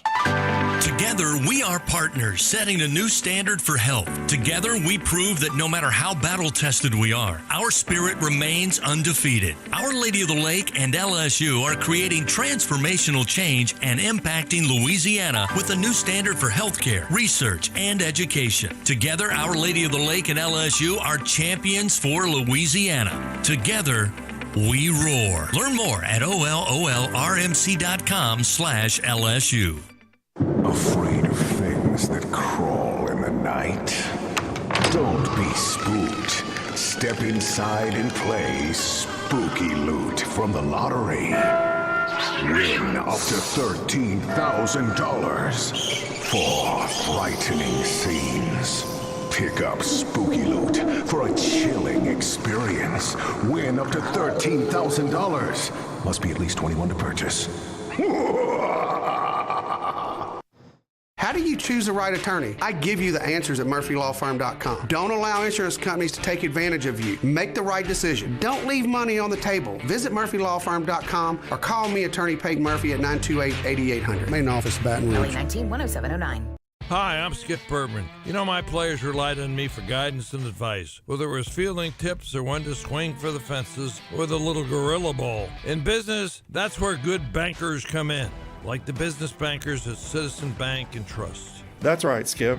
This is Jim Ferguson of Citizens Bank. If you're a business owner, the bankers at Citizens are here to coach you up for success. Join our team today. Citizens Bank and Trust. Business bankers, business partners. Member FDIC. Liquor hot sauce? Yeah, liquor hot sauce. Only Swamp Dragon makes liquor hot sauce because liquor tastes better than vinegar. Swamp Dragon hot sauce is in a flavor class all its own, so class up your tailgate. Ask your grocer or go to swampdragonhotsauce.com. This is the Brian Kelly Press Conference, delivered by ASAP. Tigers on the road take on Auburn this coming Saturday, televised on ESPN. Kickoff just after 6 o'clock, Jordan-Hare Stadium. You can catch all the action right here on the LSU Sports Radio Network. Announced right around the time Coach Brian Kelly took the podium. The SEC schedule for October 8th, released by the conference office. LSU and Tennessee will get the day started, 11 a.m., televised on ESPN. Kickoff inside Tiger Stadium. LSU and the Vols will join Arkansas, Mississippi State, Missouri, and Florida with that early game. CBS exercising their doubleheader. It'll be Auburn at Georgia at 2:30 Central. Later that night, Texas A&M and Alabama at 7 o'clock between the battle of Nick Saban and Jimbo Fisher. Kentucky and South Carolina, Vanderbilt and Ole Miss also playing on October 8th. This Thursday, join us for the Brian Kelly Show live for TJ Ribs. It all starts at 7 o'clock. And then on Saturday, we'll get game day started LSU game day style, beginning at 4 o'clock with Hunt Palmer, Brandon Taylor, Marlon Favorite. Then Doug Morrow and Gordy Rush will join me from Jordan-Hare Stadium between the goalposts there in the end zone to bring you the action of Auburn and LSU. Thanks to Gordy Rush. Thanks to you for stopping by. Join us again next week for the Brian Kelly Press Conference, delivered by ASAP. This has been the Brian Kelly Press Conference, delivered by ASAP, the official mobile ordering partner of LSU Athletics. Download the ASAP app today.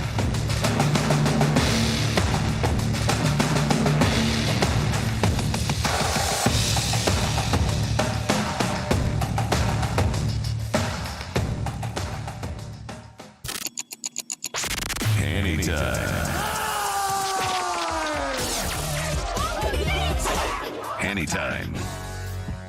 A daily look at sports from our resident historian. Your sports break during your lunch break. Now, here's Charles Sandegriff. I want to welcome you back into Anytime 105 ESPN Baton Rouge. Brian Kelly wrapping up his press conference. Matt McMahon also and Kim Mulkey doing press conferences today. So I have a little bit of that for you tomorrow. Obviously, I didn't have a chance to go, but listen to that sometime later today or tonight, and we'll discuss that tomorrow as they're getting ready for basketball practice to start. Let me shed just a little bit of light on the TV thing for the 11 o'clock game, because this comes up every time LSU gets, using my air quotes, screwed on a time. First of all, this is one of the weekends that CBS has a primetime game. All right, it used to be 1, now it's 2. They were going to pick Alabama A&M. The Saban Jimbo thing, A&M beat them last year. That was always going to be that game. The next choice for for CBS in the 2:30 slot. I was told this years and years ago by one of the TV executives, and it holds up almost all the time. When CBS has an opportunity to take the number one team in the country, they almost always take it. Now, there's exceptions to this. They can only take a team 5 times in a year, I think is still the rule. There is another SEC network window, but there's only one that goes up against the 2:30 game. It's in a 3 o'clock window, and that is far down the pecking order. That's usually one of the lesser SEC games of that weekend. So there's a few little restrictions and things that go along with it. But by and large, if CBS has the opportunity to take the number one team in the country, they will almost always take it. And this also leads you to some really good games being at 11 o'clock because they will take, almost without looking at it, the number one team in the country. Now, sometimes they pass. Let's take a look at this week's schedule. You have Alabama and Arkansas at 2:30. They didn't take Georgia because they didn't want to exercise one of their five picks on Georgia on a game where they're playing Missouri. So they didn't dip down very far. They go to Alabama at number 2. That means that Ole Miss and Kentucky are playing at 11 o'clock this week. Ole Miss and Kentucky are both 4-0. Ole Miss is ranked 14th in the country, and Kentucky's ranked 7th. This is the highest cumulative ranking of any two teams playing in the SEC this week. It's just slightly better than Alabama and Arkansas. Yet that game is at 11 o'clock. Why? Because CBS is going to take the highest-ranked team if they're playing a conference game almost all the time. And look, this actually, when LSU was number one in the country, you think about the number of 2:30 games that you got. It is a reason number 4,268 that I am ready for CBS to be done with the Southeastern Conference. I mean, the end of that contract can't come fast enough. They do this a lot where they will pass on a better game to take the higher ranked team just because that's what they want to put on you see the promos, they run them all the time. Number one team, you're coming in. They're playing somebody that's, not going to be within 4 touchdowns of them, but okay. So if your argument is that LSU Tennessee is going to be a better game than Auburn and Georgia, I'm here to tell you that CBS doesn't care. They don't. Never have. They care about the number on the side of the team more than anything. It's always been that way. The reason that I am so anxious for CBS to be done with this contract, number one, is that I'm not going to get on my soapbox again, but they drag the games out way too long. Their CBS's broadcast of college football is the most disgusting broadcast of any football the entire weekend. They don't drag the pro games out that way. No other network drags out the games that way. They routinely finish 30 to 40 minutes later than comparable games, and there's no more game action. Okay, it's just 30 to 40 more minutes worth of just filler stuff. That's why I don't like CBS's broadcast of college football. It's got nothing to do with the broadcast team. I was fine with Vern Lundquist. I know a lot of people didn't like him. I thought Vern was a very nice man, an accomplished broadcaster. I don't have a problem with Gary Danielson. I certainly don't have a problem with Brad Nessler. It is their production of the games that drags on forever that I don't like it. This is the second thing I don't like. The best in a time where we're pushing the best games into prime time in everything else we do, CBS has had this antiquated contract. By the way, the SEC left so much money on the table with what they gave to CBS in its long-term contract. I mean, the numbers are going to skyrocket when they finally get CBS out of the loop, which is why when they started to announce these new contracts, say what you want about ESPN, but you're going to get some games in prime time. And I feel very, very confident that most of the best games are going to be in prime time. I mean, they got to fill all the windows, but I'm hopeful, confident even, that once ESPN has the hold on everything, the whole family of ESPN, that the best games are going to be in prime time. And if you believe LSU is going to be good again, and I do, then you can look forward to a lot of primetime games once that contract changes over. Even when LSU was number one in the country in 11 and again in 19, you had to say, well, they're number one. and CBS got a shot at him. Game's going to be at 2:30 in the afternoon. When CBS goes away, so does that. Can't get here fast enough. But if you're thinking CBS is just sticking it to LSU, they're not.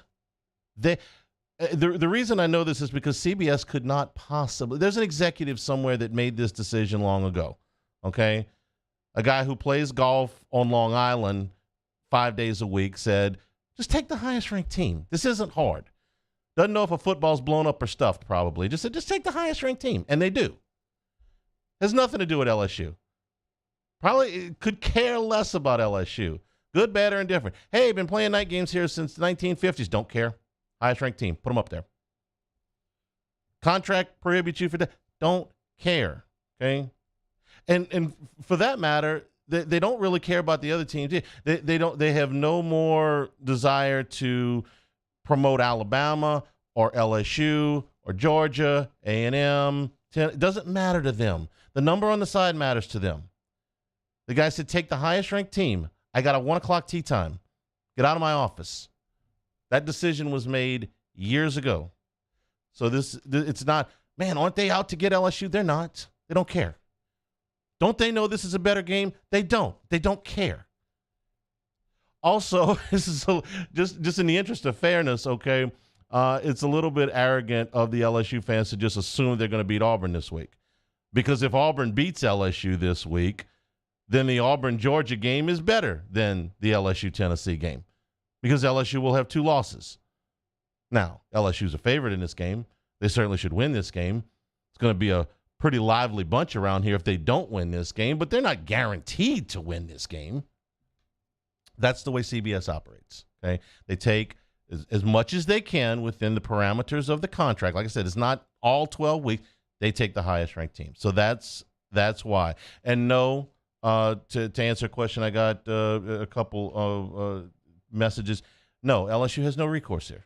They can't. They can scream and holler and call them a bunch of bad names, but do they have recourse? No, they don't. Bob Broadhead, back in the 1980s, once told, I think it was ABC, no, we don't want to be on national television, back when national television was still a thing.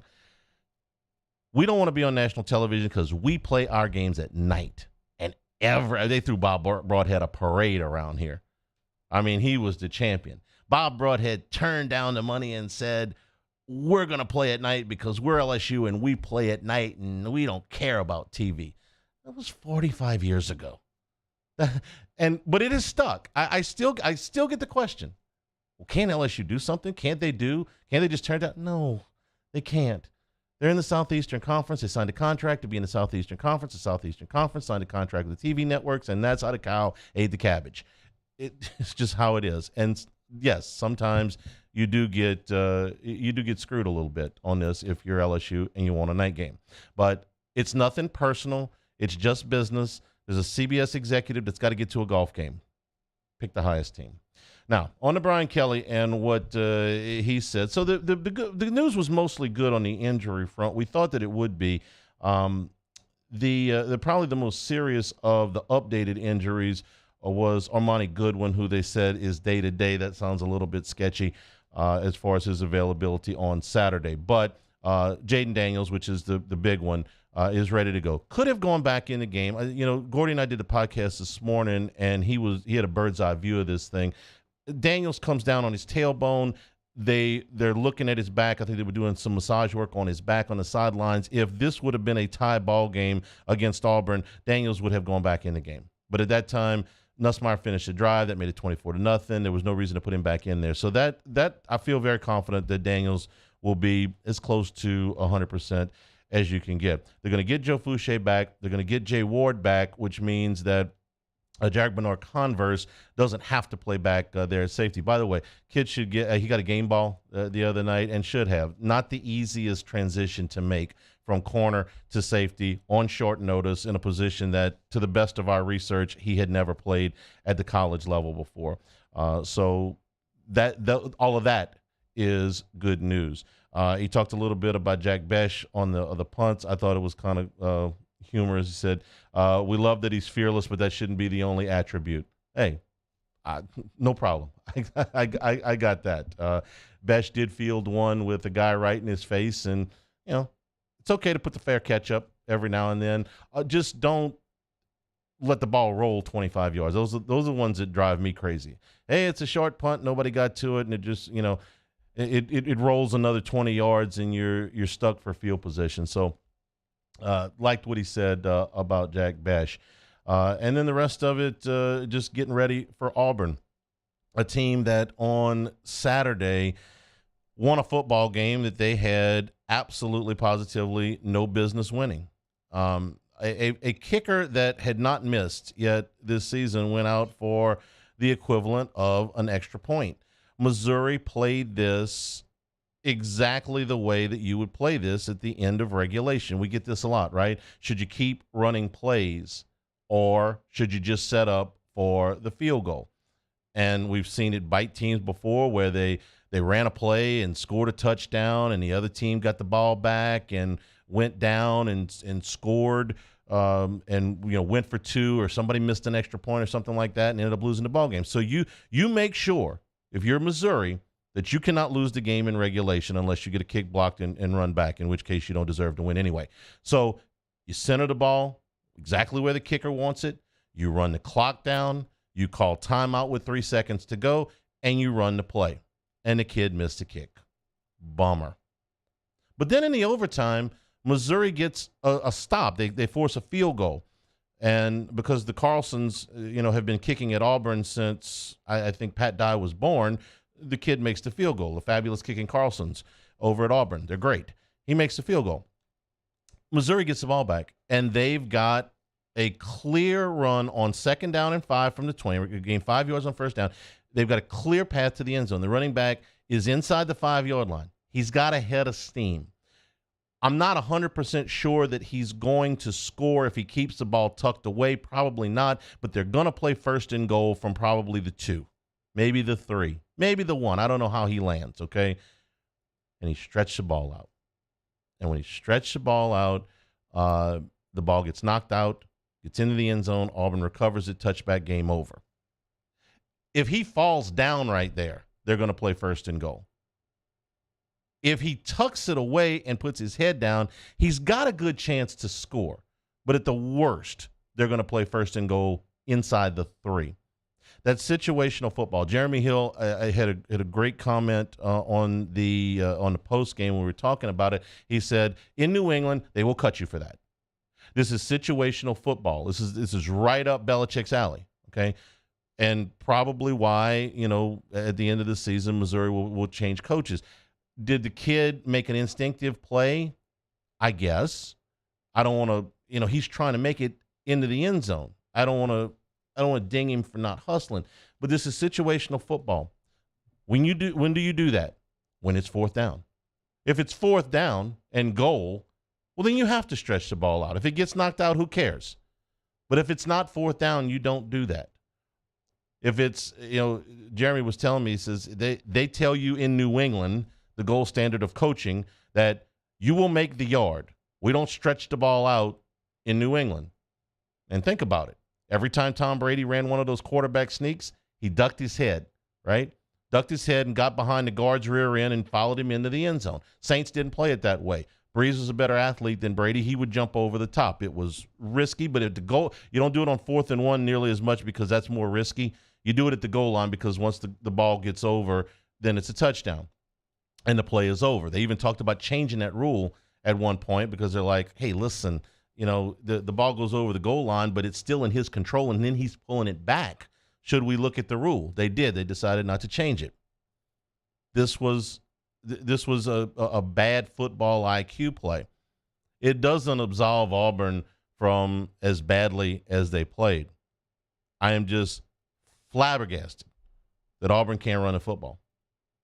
I mean, you talk about things you expect when you start an SEC season. Hey, what are we going to see? Alabama's going to be good, CBS is going to be bad, and Auburn's going to be able to run the football. You ought to be able to put it in concrete somewhere. Auburn can't run the football. When Brian Kelly says they have 2 outstanding backs, guess what? He ain't lying. Tank Bigsby's an outstanding football player. Averaged 2 yards a carry against Missouri on Saturday. The team averaged less than 2 yards a carry against Missouri. Got pushed all over the field against Penn State a week ago. This is Auburn. Supposed to be able to run the football. Supposed to be able to stop the run. Bo Jackson, you go Joe Cribbs, Stephen Davis, Cadillac Williams, Ronnie Brown. We just talked about Auburn running backs. We could do a whole show. I'm not going to do that. You get the idea. That's LSU's competition on Saturday. So we got we covered some ground here. We covered the LSU injuries. We covered the Auburn game. We covered CBS. Let's move on to the next segment. We'll take a break. Your questions in the YouTube chat when we return. This is Handy Time, 104.5 ESPN Baton Rouge. This week on DropBiscuit.com or wherever you listen to podcasts is our new series, Pops, the Louis Armstrong story. Pops is brought to you by New Orleans & Company. Check out NewOrleans.com and come visit New Orleans.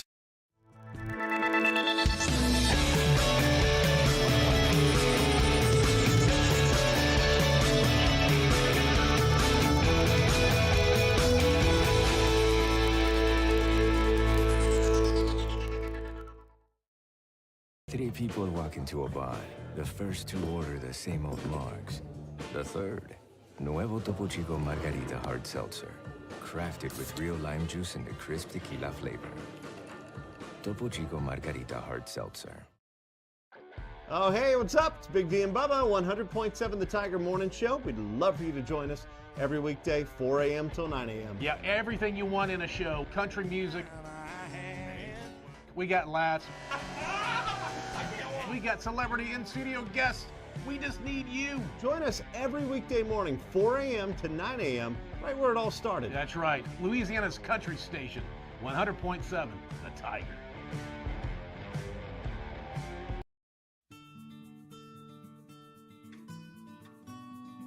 This is a house call. This is a follow-up appointment. This is a diabetes checkup. This isn't just more convenient care, it's more advanced care. This is innovating healthcare at Louisiana's #1 hospital, Ochsner. I've been doing business with Luba for 25 years. They're dependable, trustworthy. It's just the attention to detail with our clients. Our folks have years and years of experience. They're highly trained professionals, but many companies have that asset.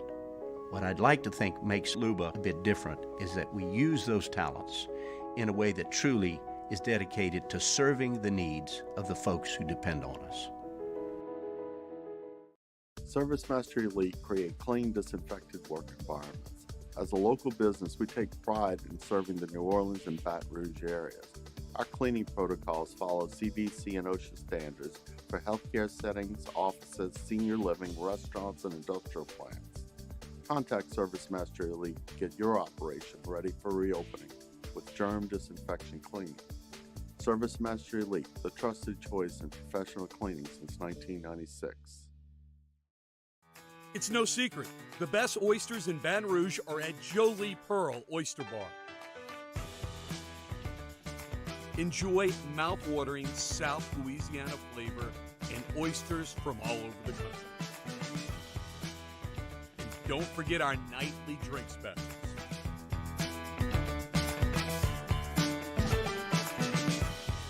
Jolie Pearl Oyster Bar, located in downtown Baton Rouge. Eli's always been into grilling. It took us a while to see it, but the signs were there. What are you doing, Eli?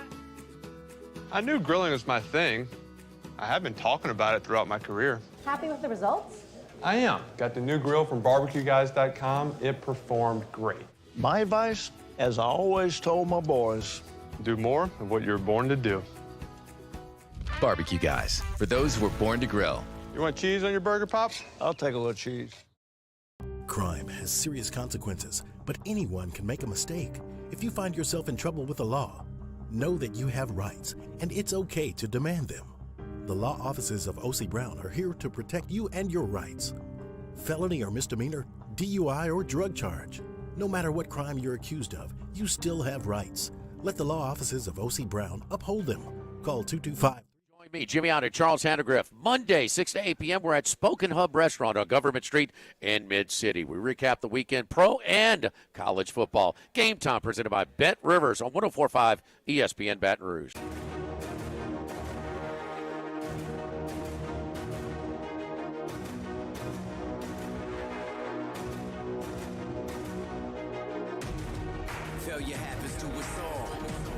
This is Hanny time. Grab some lunch and tune in on 104.5 ESPN Baton Rouge.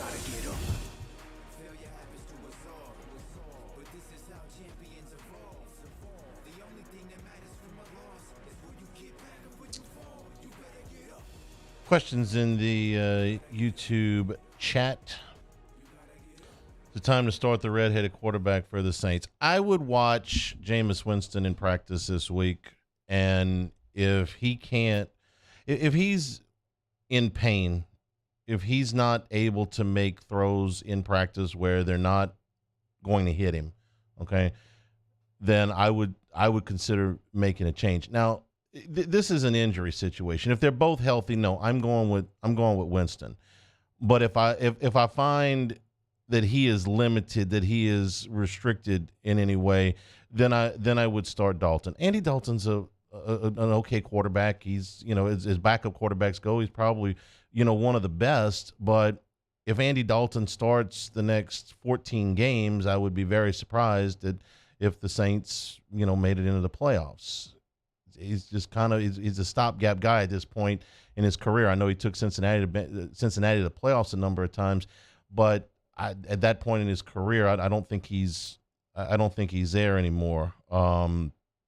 So if Winston is restricted, then yes. I mean, if he's restricted in any way, and I think right now you look at it, you saw, if you were watching the Fox pregame show yesterday, you saw the getup that they put on him to protect the back. I mean, it almost looked like body armor. Okay, so if he's got to go through all of that to get on the field, then you have to ask, is his breathing impeded? Is his follow-through impeded? Certainly there were throws that he missed that I think he is clearly capable of making. And I brought this up at the top of the show when we were talking about the Saints. If you have a back issue, there are times where it feels good and then something will jar you and it'll go back to not feeling good. That was the drive that you saw at the beginning of the fourth quarter. He looked like he felt good on that drive. He did not look like he felt good on the others. Ask Hanny, 30 seconds on your favorite Auburn game memory other than the earthquake game. The first thing that popped into my mind was Rayon Hill in '96, the night the barn burned, because that was a fantastic football game. And we were up in the press box at Jordan-Hare that night. So the night started with the flames coming over the top of the stadium, and I was wondering if they were going to have to evacuate it. And it was a one-score game in Rayon Hill with the pick on the 2-point conversion. He ran it back all the other way for 2, and it was a big, big win for LSU at the time. So that was the first thing that came to my mind. Ask us, does Kelly plan to play more freshmen? I don't think, other than potentially Walker Howard, that they are indefinitely holding a red shirt for anybody. I think anybody that they think can, in that freshman class, that they think can play, they're going to put out there. They're not saving a red shirt for anybody that I know of except for Howard. And we had a long discussion last week about whether that's actually the way to go anyway. You're seeing freshmen play that were not available at the beginning of this. Quincy Wiggins is the first one that comes to my mind. Did you see him on Saturday, if you were still hanging around watching the game in the fourth quarter? He's the guy that looks like the professional wrestler on the defensive line. He's gigantic, okay? He looks like Tyson Jackson did when Jackson got here, except maybe a little bit heavier than Jackson was as a freshman. He's a monster. So I don't know. I don't think that they are I don't think that they're holding any red shirts for anybody other than Walker Howard, and I don't think that's going to be applicable anyway, because Nussmeier is clearly your backup quarterback, and if anything happens to Daniels, it's going to be Nuss. Why is LSU special teams still bad? I think that what they're struggling with right now, as much as anything, is a consistent kicker. You heard Kelly talk about that in the press conference, that Ramos is having some technique issues, and they don't have a person who can kick it right out of the end zone. Gordy makes a point on the podcast. We talked about this morning that, the Hannycast, you can go to a sky kick, because a lot of teams have just said, listen, we're going to tell our up backs to just make a fair catch. We'll take the ball to the 25-yard line. But they haven't done that so far. So I think a lot of the problems with the special teams is the actual kicker himself. There's some inconsistency there. And LSU's been very spoiled. They've had Avery Atkins kicking the ball out of the end zone, for the last 3 years. They had Cade York drilling pretty much everything for the last 3 years. Do they have those? They don't have those. They don't have those guys right now. These guys aren't as consistent as those guys. So that's what I would tell you. Where LSU special teams are. I will say that they got, again, one thing fixed. Now you have a punt returner that you would think you're going to go forward with. That Jack Besh has got that job. Does he need to work a little bit on some techniques and not get himself killed? Fair catches are just fine. Yeah, but I think you at least got that fixed. The kicking thing, they're just going to have to work with the guys that they got. And Kelly talked about that during the press conference. Okay, so, again, LSU and Tennessee, 11 o'clock start, so we're going to get going. You should have seen the hallways here at Guarantee when that was announced during the break. When that there, to see all of the support people now have a 4 a.m. wake-up call for pregame. They were just delighted about that. Did you see the Buffalo? Did you see Ken Dorsey, the Buffalo coordinator, throwing the surface around? That was great. That was our engineering room about an hour ago. They were just throwing stuff all over the place. CBS don't care. We should get a clock. We should get a clock in the studio that is a countdown to the end of CBS's broadcast for Southeastern Conference football. I think that'd be money well spent. Can we get that in the budget? Somebody talk to Gordy. Okay, Hunt Hill is coming your way right now. Taylor Sharp, Mario Jerez, I'm Charles Hannigan saying thank you and good afternoon. It's been Hanny Time, 104.5 ESPN Baton Rouge.